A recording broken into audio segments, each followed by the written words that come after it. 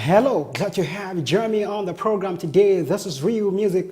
My name is Solomon David. Some of my friends call me as D. On the program, we give voice to real music, showcase to the world, real musicians. And as you know, the program, it's not just about us, it's also about you. You can send your comments, your questions, your contributions, your suggestions, observation through the information displaying on your screen. On the program, we do justice to every music-related topic and, of course, discuss music to the fullest. With me in the studio is seasoned and a renowned artist. He's an actor, he's a legend, he's a veteran. I can go on and on and on and on. Kindly join me as I make welcome Babadee. Babadee, glad to have you on the program. Thank you. It's nice to be here. I'm so glad to have you sit next to me. Yeah, we finally made it, didn't we? Wow, it's a pleasure. All right, can we meet you? Well, my name is, my government name is Oluwadamilare Fasasi, and my stage name is Babadee. I'll say I'm an actor, I'm a filmmaker, and a musician as well, and I'm an entertainment entrepreneur. All right, excellent, excellent. The weight is now, are you an actor? How did you all start? I know you're an actor, you're an artist, but focusing on the music now, how did it all start? Talking about your music career. Well, I won Lekki Sunsplash Talent Hunt. That used to be the biggest talent hunt in Nigeria. I won the 1995 edition. And I got a record contract there with Premier Music. And yeah, so basically that's how I started. I won a talent hunt. They called for demo tapes from all over the country. I think they got about 5,000 or 7,000 demo tapes. They eventually narrowed down to about 10 of us performing in front of a live audience at the Lekki Beach. It used to be a popular concert, the Lekki Sunsplash. And I won the year's talent hunt in 1995. I got a record contract. I started out, and there's been no turning back ever since. Wow, good to hear that. You started out, of course, the viewers, every one of us are looking at that as though that's how easy it is. Were there some challenges when you started out, or you just started and it was just a smooth sail? Well, there was a lot of challenges down the road.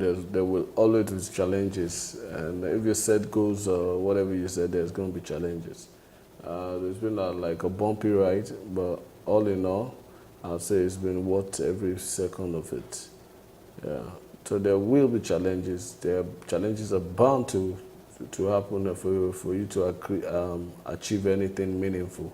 So for me, I see beyond the challenges. There are everyday challenges that comes with it, recording, promotion, everything. They're all challenges, but you have to look beyond the challenges to make any logical impact. What particularly inspired you into music? Because you're an actor, you're a musician. So did you start as an artist? And of course, what inspired you into music? Well, if I as far back as I could remember, as a young man playing, I always remember that the nature of the play, the kind of play I partake or I set up, has to do with drama, character creations, and everything. That's the youngest conscious recall that I have of myself. So, yeah, I've always wanted that, and I worked that part. I graduated, went to University of Ibadan, did theater arts and everything. So that's like a channel. It was a thought through process that had a lot of sacrifice and bumpy roads along the way. So. Yeah. Being an artist, you must have started, I'm sure there was a time you thought of, okay, I actually want to take it as a serious business, and you went into the studio. When did you do your first track as an artist? And of course, I know it will take a period of time to do an album. So when did you go to the studio to do your track? The first time I was in the studio. All right. The first time I was in the studio, I hadn't finished secondary school. I wanted to record, so I used to go to Iptonia Studio somewhere in Antony back in the days, and I met my Jack Fishek there. And I told him about my... Which year was that? That was like 87, 88. Oh, that means you've been in music for a very long time. That would be like 87, 88. That's quite So cool. I met Majek Fashek there. He was the hottest artist at about that time. He gave me a ride in his car and helped me set up a studio session. It was analog. It was not digital there. I had the most Michael Jag, like very big artists from his band playing for me for my demo tape. So yeah, so I give Majek credit for that. 1998, 99, 2000. I can remember you did some songs, some tracks then. And ever since we've been hearing Babadee, and Babadee has become a household name. So what were the role you played? Of course, you know, you must have teamed up with some people. Because the problem with that is that you're putting a timeline, and actually, for me, the whole thing started way beyond that period. Yeah. 90, you have a point. 98, 99 was a major period. It was like the takeoff period. Yes. Yeah, correct. That's not 2000. That was like the takeoff period. Yeah. Of course, I was telling people that when some of these young cats, they say, "Oh, this social person paved the way." They're like, which way did he pave? Which way? Because some of us, we can remember then we were watching several television stations and we were seeing you, and you are like inspiration to a lot of young Nigerian artists. Because at the time like that, we had to struggle for airplay. We had to, like, it was a revolution. You mentioned struggle for airplay, and that was the challenges they had then. That and was you guys were able was to... a major challenge. Nobody wanted to hear any Nigerian trying to do something that is not traditional, what they're used to. Which was the Western music. Yeah, they were used to, people were used to Fuji, high life, and the traditional thing. And if you don't fall in that genre, you happen to be an outcast. So we had to struggle for this particular genre to be accepted. We had to, like, a lot of over a period of time before the genre could. People don't even like it. There was an instruction at Radio Nigeria at a point that anybody that is rapping, they should not play a song.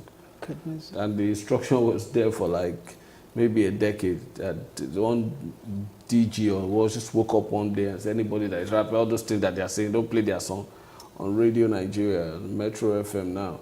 You know, so it was a struggle before we got to this point. It was a whole lot of struggle, and that was the period actually that we actually started making musical videos too. And that was, it's not like now that you had a lot of directors. I think we were just about 3 or 4 people directing videos. It was myself, Uzodima Okweche, and who else was there?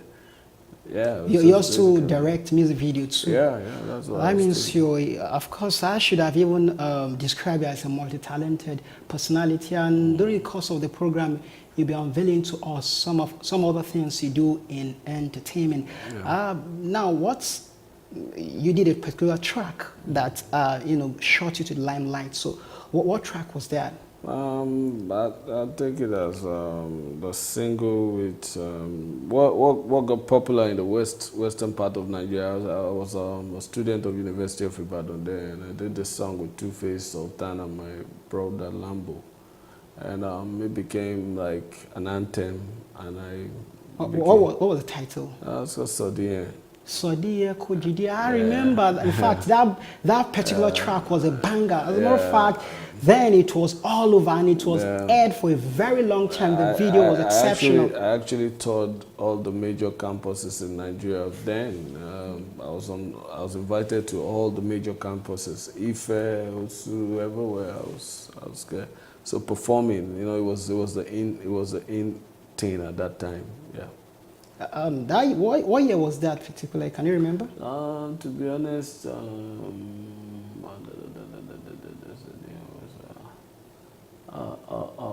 sorry. I think that was early. That was early 2000. I missed it. That was not the track that actually. That was a very popular track, but it was a popular track. But Change Your Lifestyle was that track as of then. Of course, I know. with the way we are discussing now, anybody that he heard So Dear will remember definitely. So and that was early 2000 because I remember. But Change Your Lifestyle was 97, 98, and I was still a student on campus. And I remember that that was the time that, you know, the Nigeria, the revolution began with you. And that was I had to the period. make reference to that period. That was the period. So and you were shot to limelight too in the early 2000, very early 2000. Yes. And you know, I can remember your brother Sound Sultan also came up with Jagbajan Sound. So at that time it was the takeover, you know, and you really did so much. And now there was a time you traveled. So at some point you traveled out of the country. Which country was that? It's got quite a couple of. But I remember we went to Sweden. It was Europe, and Manchester and a couple of other places. And when you returned, you came out in a banger. Can you tell us about the song? Actually, it was a project that when I left Nigeria, I had a project to do with some record company that's interested in promoting African content and Caribbean content. So I got there and we did the song, and I felt like, I think this song can work in Nigeria too, shorty. So I got in touch with some record label in Nigeria, Kenny's Music, and they took the job because it was a finished product. And it became a hit in Nigeria, and the rest is history. It was a massive hit. As a matter of fact, I couldn't stop listening to the song, stop seeing the video. And as a matter of fact, there were some, the video vixen, the dancers, I mean, it was exceptional. What it meant was that you came in, you being a professional, you went there and you came back with excellence, and I think that's one of the things most of these artists should emulate. You know, when you're working on your craft, ensure that you have a concept. When you develop your concept very well, it becomes acceptable to a lot of people. Now, there has been a huge revolution in the Nigerian music industry at the moment. And of course, you and some other artists began the process. Now, currently, there has been huge revolution. Now, from your own perspective, what are the things that have changed? The turnout has changed. We churn out a lot more in Nigeria. It's become, the world attention is on Nigerian music right now. And some people say it's a fad or it's going to be a passing trend, and I don't think so, because the uniqueness of what we're doing is, the uniqueness is, I put it, so strong that you can't ignore it. Like I tell people, the music, the black music that was in the diaspora, they all came from Africa. The rap, the reggae, whatever, originated from Africa. Right now, people are going to be moved when the originators start taking those art forms and creating and infusing yet something more original to it. That is why black people in diaspora, as well as white people, have all fallen in love with the kind of music that is coming out of Nigeria. Now, having said that, that is, in terms of the churn out and the artistry, there's been a massive improvement. But when we're talking about the structure of the business, we're still way, way, way behind in Nigeria because the music industry lacks a proper structure. Okay, talking about the structure, I see most of the artists are putting so much effort, so much work to take the Nigerian music industry to the point where it is at the moment. Now the video has changed, the quality, the clarity of the picture has changed. There has been, of course, to a reasonable point, excellent touch to the directing of the videos and all of that. But now, talking about the structure, which, of course, I think it's the major aspect, because when there's no structure, I can tell you there will be, the whole effort will be in vain. Do you understand? Like, you have an artist with his craft and his intellectual property not being properly managed. So is there any body that is working on putting the structure, putting the right appropriate structure in place, in the Nigerian music industry? Is there a body like that? Well, unfortunately, this is a very peculiar situation because it requires government involvement. Okay. Individuals can't do it. It requires government involvement. And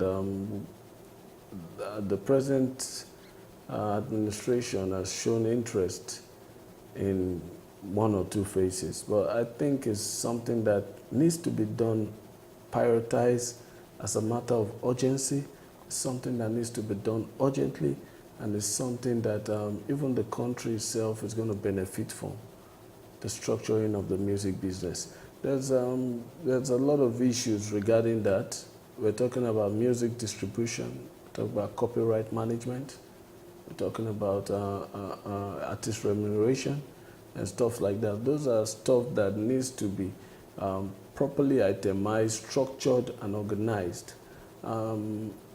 A lot still rests on the door of the government because individuals you can't pull out laws by yourself. We still need to go to the lawmakers, get them to raise these bills, pass these bills into law, and then actually protect the law. Copyright Commission is there. We still have piracy. That's a COSON, right? Yeah, no. Copyright Okay. Commission is, COSON is just a collective society, a management copyright collective society. I'm a member of it. I'm also on the board of COSON. Okay. I'm talking about the Copyright Council of Nigeria. Okay, now I get it. The I Copyright didn't get that Council initially. of Nigeria is saddled with the responsibility of protecting intellectual properties.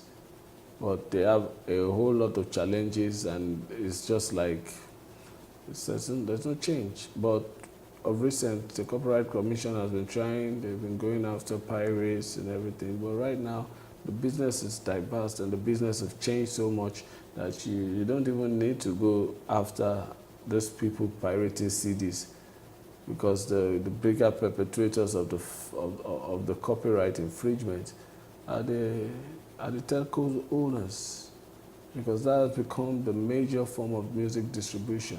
The Communication, phone, the service. digital era, they've okay. become the most important form of music distribution, and it is like in the era of CDs, not properly structured or arranged. So it's a lot of issues. Now, yourself and some other A-list artists and some of the main men in the music business, what efforts have you put in, like what effort have you made to see to it that you get to the government to ensure that the bill is raised to protect the intellectual property of the artist and also ensure that the artists are properly remunerated for their work? All right. How do I put this now? Like I said, it's not something for an individual. It's something for organizations. That was why I put this question, that what effort have you and others made? I can remember at the point we tried to resurrect the Performing Musician Association, because that was a registered platform that we were going to go out at. But you find yourself that when the thing is hijacked by people that are non-professional musicians and they're just there for their self-interest, I find it like it's ridiculous, and someone like me, that I don't have time for those kinds of politics and things like that. I have to move on. I'm also a member of the Copyright Society of Nigeria. I'm a board member of the Copyright Society of Nigeria, and I'm there representing the Nigerian artists. And everything I've done on that board has been in the interest of Nigerian artists. So I've contributed my own quota. I go on social media every now and then to try and educate people. And I miss my own other business too. But I've always been an advocate for fairness in the entertainment industry. And Nigerian entertainment is something that we've been part of, and I don't have any job. I don't have a bakery job right now. So. Wow, you have sense of humor. At least being an entertainer, at least one lines of. Anytime you call on us and we're still in the business, so definitely honor that. Yeah. Babadee, it's an absolute pleasure having you on the program. Thank you very much, sir. You're most welcome.